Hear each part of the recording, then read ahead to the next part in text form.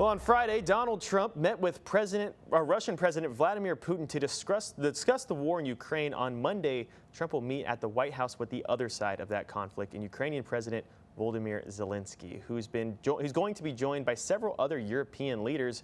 Lee James Inman has more. The White House is preparing for Monday's meeting between President Trump and Ukrainian President Volodymyr Zelenskyy.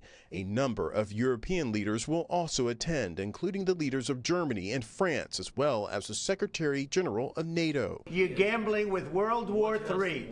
You're gambling with World War III. The Oval Office gathering will be the first time Zelenskyy has returned to the White House since a disastrous meeting with President Trump earlier this year. On Sunday, President Zelenskyy met with the President of the European Commission, who told reporters there can be no limits on Ukraine's armed forces or outside assistance. Ukraine must be able to uphold its sovereignty and its territorial integrity.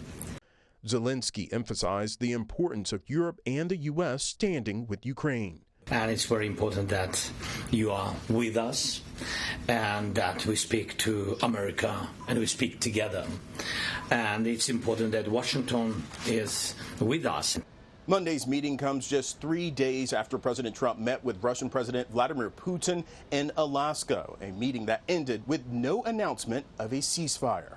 On Sunday's Face the Nation, Secretary of State Marco Rubio said President Trump is intent on achieving peace between Ukraine and Russia. Right now, this is the biggest war going on in the world. It's the biggest war in Europe since World War II.